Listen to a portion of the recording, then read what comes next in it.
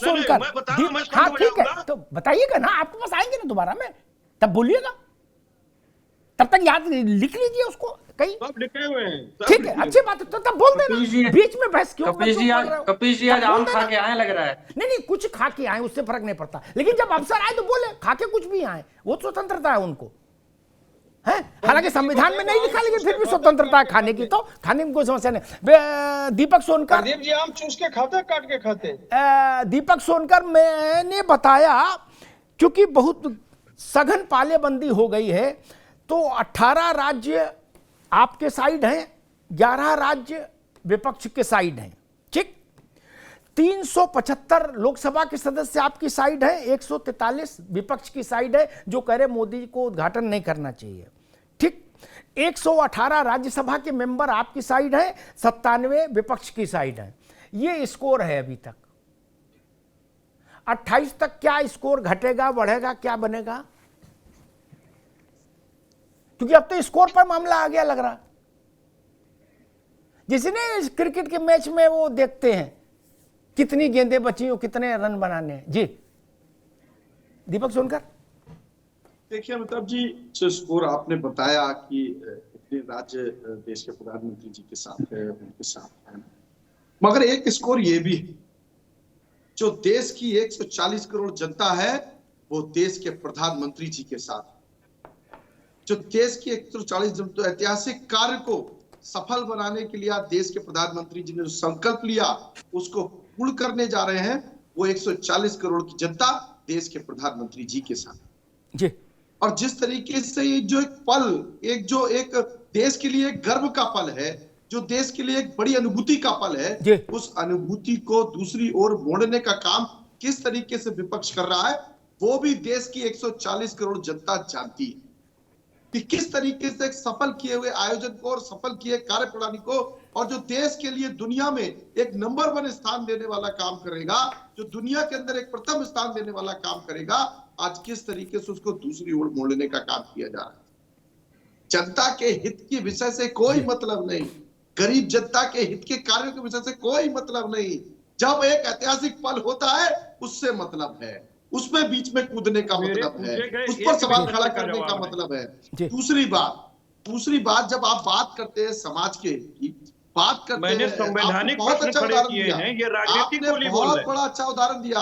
आदरणीय भाई साहब, मेरी भी आदि पूरी हो जाने दीजिए, मैंने आपके बीच में नहीं बोला। नहीं, आपकी क्या बात जा रही है, आपकी क्या बात जा रही है, उनकी आवाज नहीं जा रही, केवल आपकी आवाज जा रही है। जी कपिल सिंह भाई साहब की आवाज मेरे तक आ रही है, मुझे थोड़ा डिस्टर्बेंस। नहीं, अभी केवल सोनकर जी की आवाज। जी हाँ, दूसरी बात यह है कि जिस तरीके से जिस समाज की तेजी की बात कर रहे हैं, आपने बहुत बढ़िया उदाहरण दिया कि किस तरीके से राज्यपाल भी वहां पड़ते छत्तीसगढ़ के अंदर, तब उनको क्यों नहीं बुलाएगा।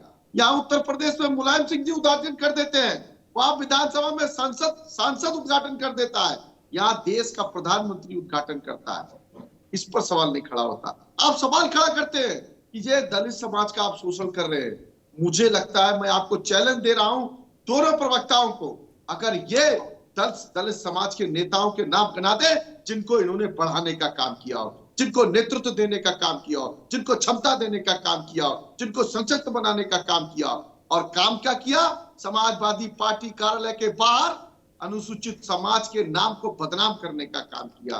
किस तरीके से सरकार में रहते हुए बाबा साहब जी के पार्कों को तोड़ने का काम किया, किस तरीके से दलित समाज के आरक्षण पर, प्रमोशन पर रोक लगाने का काम किया। आप आज हितकारी की बात करते हैं, आज आदिवासी समाज की बात करते हैं।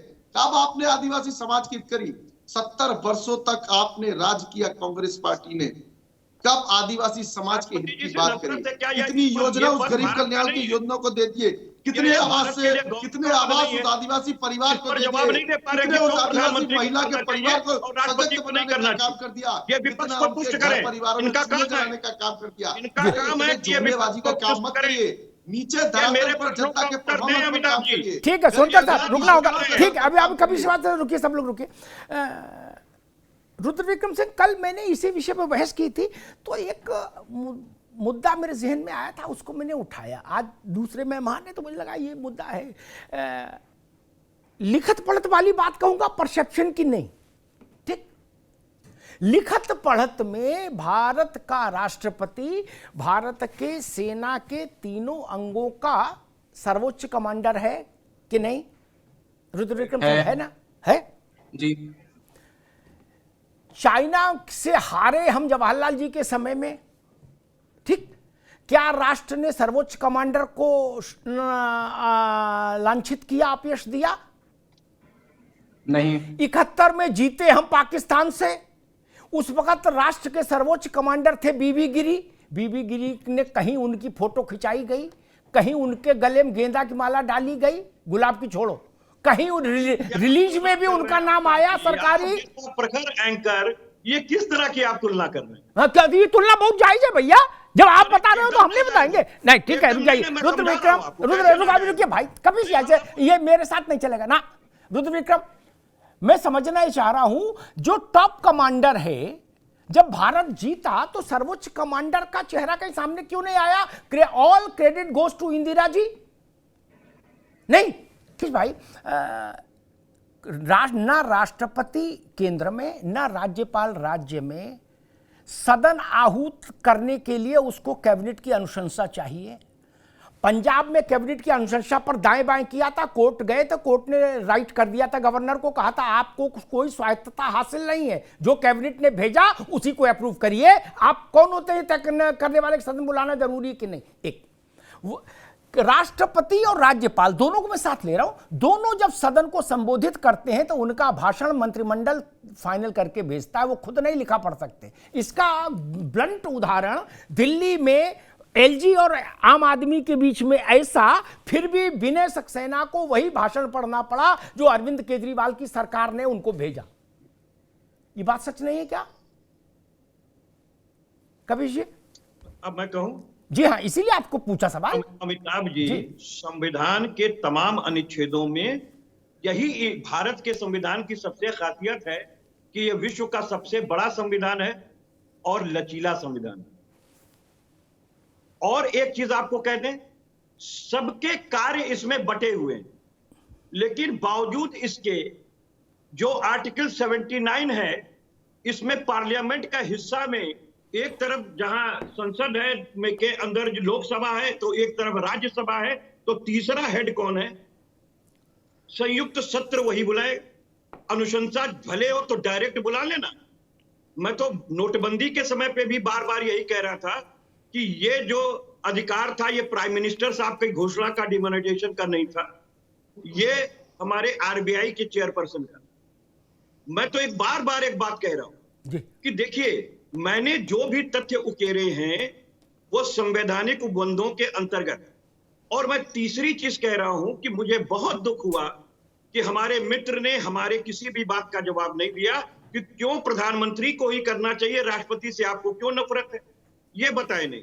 अब मैं एक बात रह गया, अमिताभ जी, अब दीपक जी उनकी बात कंप्लीट हो जाए तब। हाँ हाँ अमिताभ जी, आपके माध्यम से कहना चाहता हूं, क्योंकि हकमारी की बात एक लाइन में रह गई थी, उसको मैं पूरा कर, जी, क्योंकि आपने कहा था कि सेकंड वाले में कर लीजिएगा। जी। सेकंड वाले में मैं कह रहा हूं कि जब हमारे माननीय प्रधानमंत्री जी ने अपनी जाति को गुजरात के अंदर ओबीसी में लाया था, तो भी वो ओबीसी की हकमारी थी।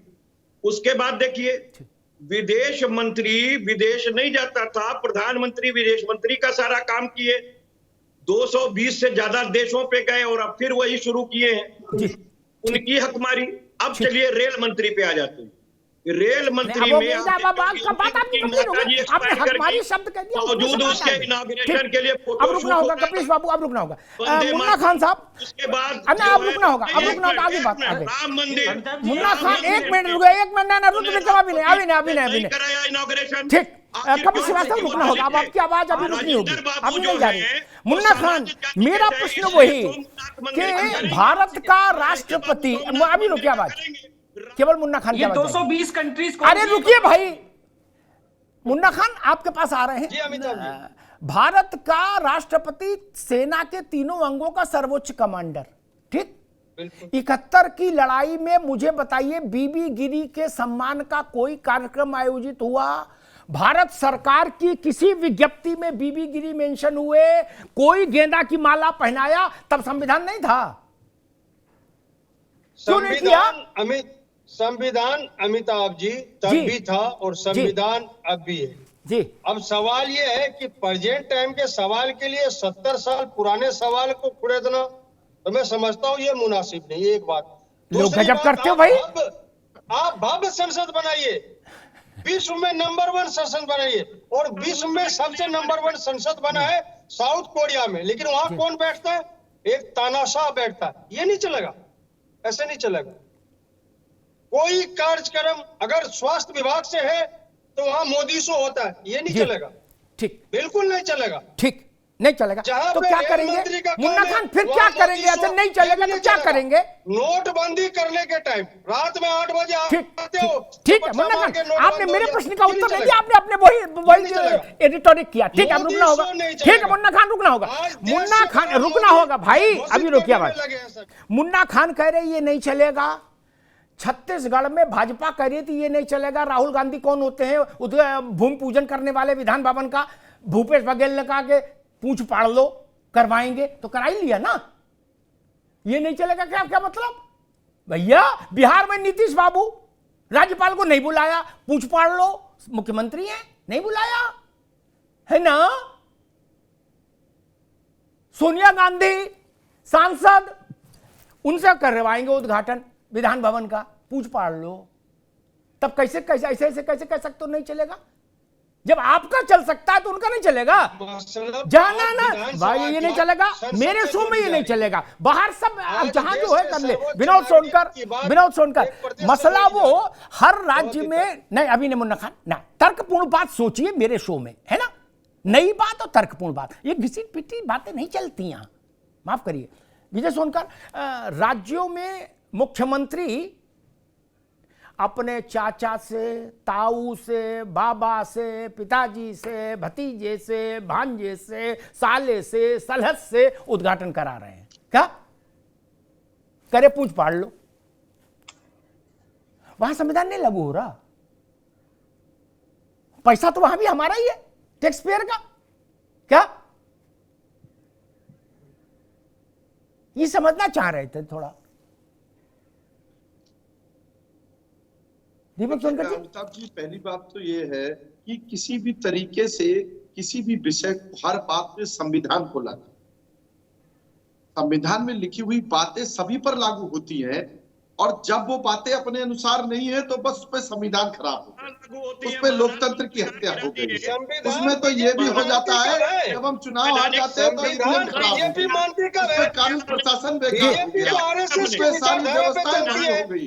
इसमें केवल क्या है कि अपनी हार को किस तरीके से छुपाया जाए, अपनी नाकामी को कैसे छुपाया जाए, अपने किए गए कार्यों को कैसे दबाया जाए। अभी हमारे कांग्रेस के गौतम मुंडन जी आजम खान साहब के विधायकी के हत्या करने वालों को नहीं मिल सकती है। ये तो सारी कोर्ट ने साबित कर दिया कि किस तरीके की साजा चाहिए आप चला रहे हैं। आप राष्ट्रपति जी से क्यों नहीं कराएंगे, ये कारण बता दीजिए। आपको राष्ट्रपति जी क्यों नहीं अच्छी लगती है, ये बताइए। आपको प्रधानमंत्री जी क्यों अच्छे लगते हैं, यही बता दीजिए। जब आप भाई आप राष्ट्रपति जी से क्यों नफरत करते हैं? आप अपनी नफरत बताइए कि राष्ट्रपति जी क्यों नहीं करेंगे। जी का ही हक मार दिया। आप अपने राष्ट्रपति जी से इतना नफरत क्यों कर रहे हैं कि आप राष्ट्रपति जी से नहीं कराएंगे? अरे वो भी तो भाजपा की थी सदस्य पहले भी, आपके राष्ट्रीय अध्यक्ष जी अब ना राष्ट्रपति हैं। पद का मान कीजिए, पद का सम्मान कीजिए, और हमें बताइए कि राष्ट्रपति जी से आप किन कारणों से उद्घाटन नहीं कराएंगे? क्योंकि वो राष्ट्राध्यक्ष हैं। पूरे विदेश में नाक कटवाने की तैयारी आप क्यों कर रहे हैं?